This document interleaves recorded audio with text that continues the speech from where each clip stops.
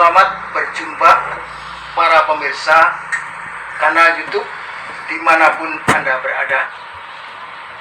Selamat bertemu kembali. Pada kesempatan ini kami sajikan informasi yaitu berisi tentang bincang-bincang bisnis. Semoga tayangan ini nanti bisa menginspirasi para pemirsa, dan kami ajak para pemirsa untuk menyaksikan tayangan ini sampai selesai. Dan jangan lupa memberikan komentar, menekan tombol like, dan menekan tombol subscribe. Oke, pada kesempatan ini kita akan berbincang-bincang dengan Bapak Willy Setiagus, seorang bisnismen yang sudah melanglang buana. Ya. Selamat berjumpa Bapak Willy Setiagus. Selamat malam. Selamat. Bapak Willy Setiagus, boleh tanya ini tentang awalnya Bapak memulai usaha ini, boleh dikisahkan kapan ya? Kapan, kemudian mulainya itu dari mana? Sudah kita awali, kita rintis dari tahun 2006. Jadi alat pun kita berusaha membuat sendiri. Kita memilih produk ini karena kita juga punya pemikiran bahwa apa yang dibutuhkan untuk kita itu kan ada kebutuhan primer, ada kebutuhan sekunder, tersier, kuarter, dan lain sebagainya. Nah, ini kebutuhan yang langgeng yang kita pasti pakai apa itu. Artinya di situ ada kebutuhan pokok bahwa ini sebuah produk yang termasuk produk jangka panjang. Begini Bapak Willy, boleh diceritakan item produknya itu, ya ini mie semua ya Pak Willy ya? Ya. Mie sayur. Nah, ini itemnya itu produknya sama brandnya itu ada berapa Pak Willy? Kalau varian produknya itu ada mie telur, ada mie sayur, di mana mie sayur ini ada beberapa macam varian, ada bayam spirulina, ada bintela, ada ubi ungu. Itu yang kita blend kita sendiri. Ya. Tapi masih ada beberapa produk yang dimaklun oleh perusahaan lain. Oke. Jadi ada dari lokal dan dari luar. Lokal dia dari Jakarta ada, Surabaya, Malang ada. Itu dia pakai blend sendiri. Oke. Terus kita juga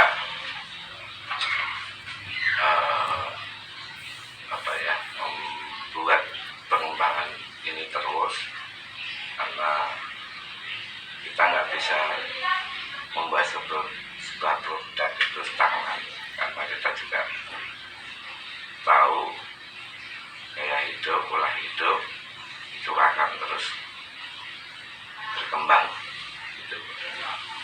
Oke, kebutuhan pokok istilahnya. Nah,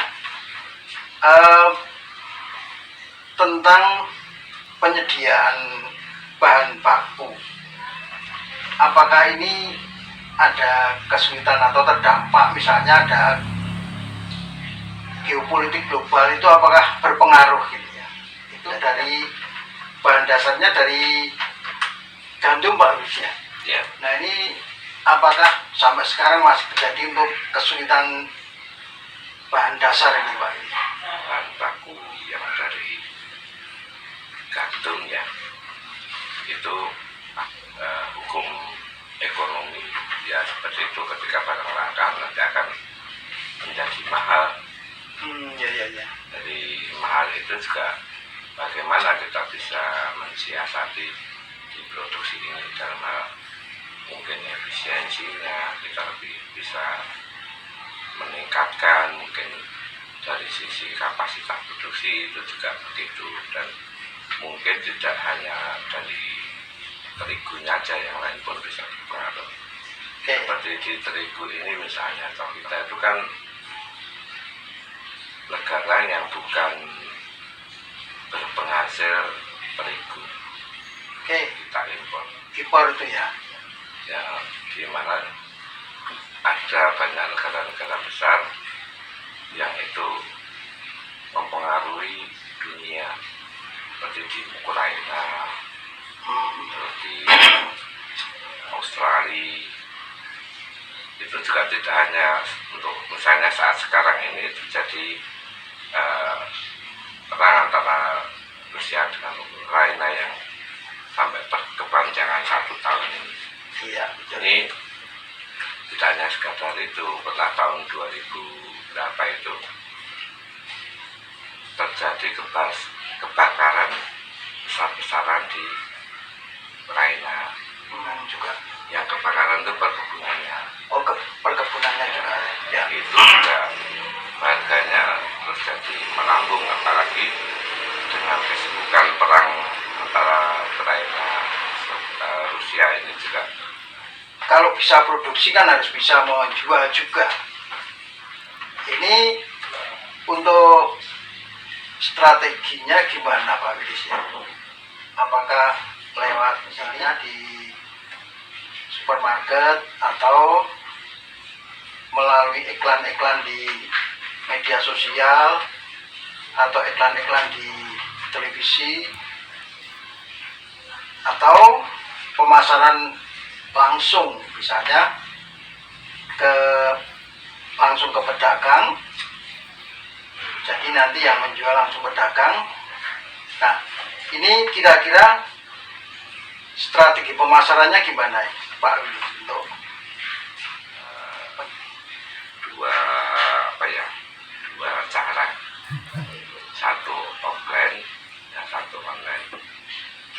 Karena karakter daripada produk kita ini juga termasuk barang kebutuhan pokok, jadi sasaran kita pertama itu belum di online dulu, jadi masih di offline, itu ke pasar-pasar tradisional. Untuk produk kita kan produk-produk yang lain dari yang lain. Kenapa juga kita melakukan pekerjaan seperti ini? Karena kita ingin beda. Saya yakin dengan sebuah perbedaan itu akan menjadi nilai tersendiri. Baik dari sisi produknya, baik dari sisi strategi penjualannya, baik dari sisi pendukung yang lain. Jadi sebetulnya ada strategi untuk di offline itu ke pasar, tapi juga kita tidak terus melakukan penjualan ya, tetap kita direct selling langsung ke pasar, cuman kita juga harus mapping itu wilayah. Jadi waktu itu tidak terbuang percuma, dan cara mappingnya nanti bagaimana itu kita ada strategi itu. Di samping nanti teman-teman yang di lapangan itu juga kita bekali dari mulai setting skill, develop dari sistemnya dia dengan pelanggan supaya terjadi hubungan yang baik sehingga kedua-duanya bisa saling membutuhkan. Jadi sementara ini kalau cara pandang orang lain itu kita menjual, dia yang butuh Iya. Dan kalau di benak saya nggak gitu. Nama seperti itu. Tapi dari dengan hubungan yang baik yang saya sampaikan tadi, itu juga bisa memberi keuntungan dia dan kita, kedua belah pihak saling diuntungkan.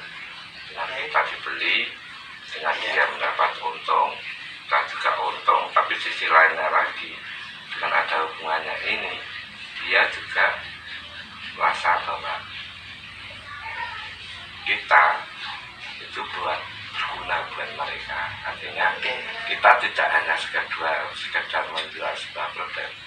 Ketika terjadi interaksi, apa yang permasalahan terjadi di pasar, bahkan mungkin di lingkup administrasinya, itu kita juga diupayakan untuk bisa memberi edukasi ke mereka. Jadi dia juga diuntungkan dari sisi secara langsung, keuntungan selisih uang, dan mungkin edukasi yang lain dari sisi pembukuan, dari sisi karena kita kedekatan itu jadi sebuah kedekatan yang menjadi keluarga. Itu nantinya akan terbentuk untuk sebuah nilai produk itu nggak ada parameternya.